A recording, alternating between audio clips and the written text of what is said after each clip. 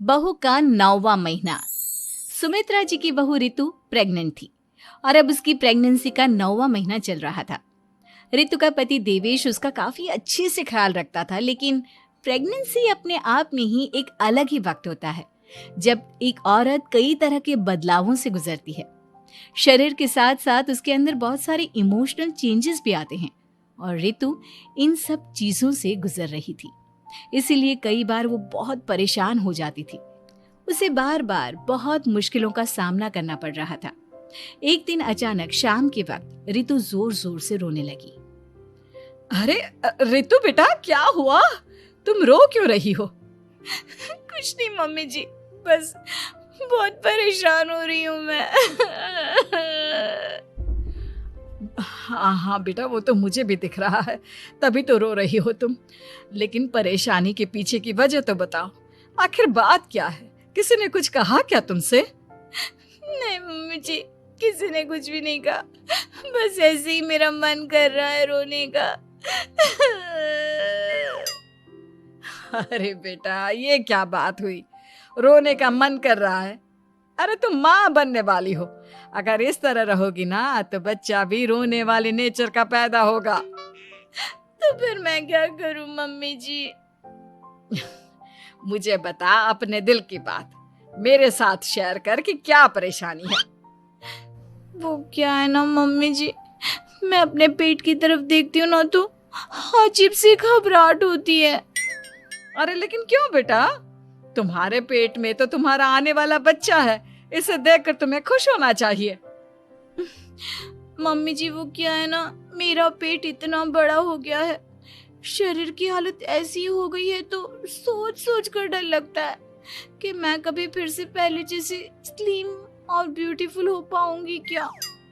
अरे बेटा, ये तो कुछ दिनों की बात है, सब कुछ बिल्कुल पहले जैसा हो जाएगा।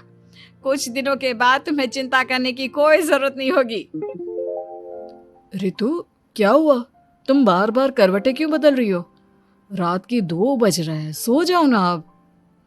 देवेश, नींद नहीं आ रही है, मैं ठीक से सो नहीं पा रही हूँ। अरे ये क्या, तुम तो उठकर बैठ गई। इस तरह बैठे बैठे पूरी रात बिताओगी क्या? क्या करूं देवेश, पेट की वजह से जैसे ही लेटती हूँ अजीब सा लगने लगता है, ठीक से सो भी नहीं पाती। तुम एक काम करो, अपने पेट के बगल में एक तकिया लगा लो, तुम्हें ठीक से नींद आ जाएगी। वो भी करके देख लिया, अब तो लगता है जब तक बच्चा इस दुनिया में नहीं आएगा मैं ठीक से सो भी नहीं पाऊंगी। रितु, बच्चा आने के बाद कौन सा चैन की नींद सो पाओगी? कम से कम अब तो आराम कर लो। तुम सो जाओ देवेश, मैं बैठे बैठे ही अपनी नींद निकाल लूंगी। और फिर कुछ दिन के बाद सुमित्रा जी के घर पर कुछ परिचित लोग मिलने के लिए आते हैं। मम्मी जी, आप उन लोगों के साथ बैठकर बातें करिए, मैं सबके लिए चाय बना देती हूँ। अरे नहीं नहीं बेटा, मैं कर लूंगी, अभी तुम्हारी तबीयत ठीक नहीं है ना, तुम आराम करो। अरे मम्मी, घर के छोटे मोटे काम तो मैं करती हूँ ना, चाय बनाने में कैसी प्रॉब्लम? अच्छा ठीक है, अगर कोई परेशानी नहीं है तो बना दो चाय। अरे ये क्या बात है सुमित्रा जी, आप तो दादी बनने वाली हैं। हाँ जी, बस ठीक ठाक तरीके से मेरा पोता या पोती इस दुनिया में आ जाए तो चैन हो जाए। सही कहती हैं बहन जी, एक औरत के लिए ये वक्त बहुत मुश्किल होता है। वैसे बहू की तबीयत तो ठीक है ना? हाँ हाँ, तबीयत तो ठीक है, बस ऐसे ही थोड़ी बहुत परेशानी है जो इस वक्त होती है, उसी से गुजर रही है। पहली बार माँ बन रही है ना, कभी कभी परेशान हो जाती है। सुमित्रा जी रिश्तेदारों से बात करती है और उन्हें काफी देर हो जाती है। रिश्तेदारों के जाने के बाद, अरे रितु बेटा, तुम अभी तक किचन में काम कर रही हो? मैंने तुम्हें मना किया था ना, इतनी देर खड़े रहने की क्या जरूरत थी? मम्मी जी, वो मुझे लगा रात के खाने में देर हो जाएगी, इसलिए मैं साफ उधर बिजी थी तो मैं खाना बनाने लग गई थी। अरे बेटा, तुम तो बिल्कुल कुछ भी नहीं समझती, जरा अपने पैरों की हालत तो देखो। हाँ मम्मी जी, मुझे भी ना पैरों में बहुत भारीपन लग रहा है। ये भारीपन नहीं है, ज्यादा देर खड़े रहने की वजह से तुम्हारे पैरों में सूजन आ गई है। अब कमरे में जाकर आराम करो, चलो। और सुनो, अपने पैरों के नीचे ना तकिया लगा लेना, सर के नीचे मत लगाना, ठीक है? अपने कमरे में जाने के बाद यार ये प्रेगनेंसी भी कितनी अजीब चीज है, कभी रोने का मन करता है, कभी हंसने का। घर में सब मुझे बहुत प्यार करते हैं, लेकिन प्रेगनेंसी की जो प्रॉब्लम्स मैं फेस कर रही हूँ वो मैं किसी को नहीं समझा सकती। ये सब कब ठीक होगा? और फिर एक रात अचानक रितु नींद में उठकर बैठ जाती है और अपने पूरे शरीर पर खुजली करने लगती है।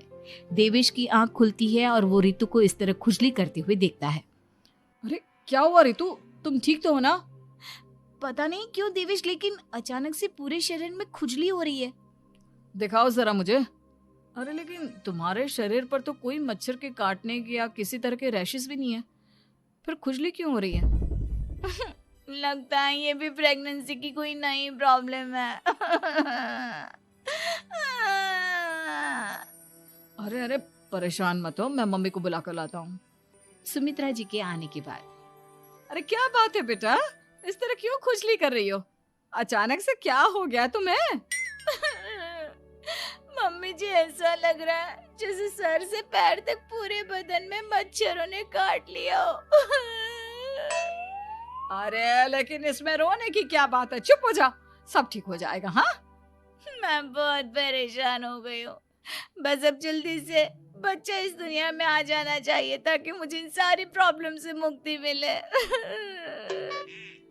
ऐसा नहीं कहते रितु, माँ बनना तो दुनिया की सबसे बड़ी खुशखबरी है और ये सारी परेशानियां तो सबके साथ होती है।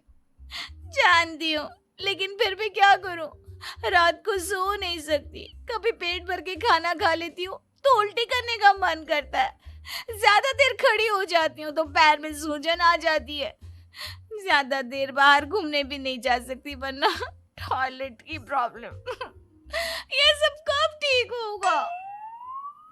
कुछ दिन और बीत गए और अब तक रितु का 9वां महीना खत्म होने का वक्त आ गया था। अब हर दिन रितु बस यही सोचती थी कि उसका बच्चा इस दुनिया में आने वाला है। हाँ, वो बात अलग थी कि वो कई तरह की इमोशनल चेंजेस से गुजर रही थी और फिर एक दिन अचानक, देवेश मुझे ना चाउमीन खाने का मन कर रहा है। अभी रात के 12 बजे? अरे रितु, इस वक्त चाउमीन कहाँ से लेकर आऊंगा मैं? किसी होटल में फोन करो ना, कोई तो डिलीवर करता होगा ना इतनी रात को। नहीं नहीं रितु, इतनी रात को कोई डिलीवर नहीं करता, तुम कल खा लेना, मैं कल तुम्हारे लिए लेकर आऊंगा बस। नहीं, मुझे अभी खाने का मन कर रहा है, मुझे अभी खाना है। अच्छा अच्छा ठीक है, एक काम करो, मैं किचन में जाकर तुम्हारे लिए मैगी बना कर लाता हूँ, क्या पता उसे खाकर तुम्हारा मन ठीक हो जाए। हाँ ठीक है। देवेश रितु को मैगी बनाकर खिला देता है, लेकिन अगले दिन अचानक से रितु की तबीयत खराब हो जाती है। क्या हुआ है बहू को? बेटा तूने कुछ उल्टा सीधा तो नहीं खा लिया ना? मम्मी वो कल आधी रात को चाउमीन खाने की बात कर रही थी तो मैंने इसे मैगी बनाकर खिला दी। अरे लेकिन एक बार मुझसे तो पूछ लेता, इसी वजह से उसे अजीब सा लग रहा है। कोई बात नहीं, वैसे भी बच्चा आने का वक्त पास आ गया है ना, इसलिए ये सब चीजें हो रही है। मेरे पेट में बहुत दर्द हो रहा है, जब से मैगी खाई है तब से पता नहीं क्या हो गया। अरे कुछ नहीं हुआ बेटा, बस कुछ दिन की बात और है, परेशान मत हो। चल हम तुम्हें ना डॉक्टर के पास ले चलते हैं। हॉस्पिटल जाने के बाद, डॉक्टर साहब, मेरी बहू की तबीयत ठीक तो है ना? हाँ, वैसे तो सब कुछ ठीक लगता है, डाइजेशन का प्रॉब्लम हो गया है, ऐसे वक्त में हो जाता है। प्रेगनेंसी की वजह से पेट के ऊपर बहुत प्रेशर आ जाता है, इसलिए डाइजेशन थोड़ा वीक हो जाता है। और उन्होंने रात के वक्त मैगी खा ली, इसलिए उनको ये प्रॉब्लम हो गया। डरने वाली कोई बात नहीं है। थैंक यू डॉक्टर साहब, अब हम इसका ध्यान रखेंगे। लेकिन अब रितु की डिलीवरी का वक्त पास आ गया है, आपको उनका पहले से भी ज्यादा ध्यान रखना होगा। मैंने चेकअप कर लिया है, 1 सप्ताह के अंदर रितु की डिलीवरी होने के पूरे चांस है। एक दिन अचानक किचन में काम करते करते रितु के पेट में बहुत तेज दर्द होने लगता है। देवेश, मम्मी जी जल्दी आइए।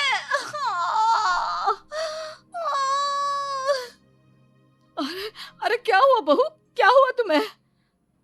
बहुत दर्द हो रहा है मम्मी, मेरे पेट में बहुत तेज दर्द हो रहा है, मुझसे खड़ा भी नहीं रहा जा रहा। इधर आ जाओ रितु, मैं तुम्हें बेड पर लिटा देता हूँ, सब ठीक हो जाएगा। बेटा, मुझे लगता है इसकी डिलीवरी का वक्त पास आ गया है। अब हमें रितु को हॉस्पिटल ले जाना होगा। वैसे भी डॉक्टर ने कहा था कि 1 सप्ताह के अंदर डिलीवरी कभी भी हो सकती है।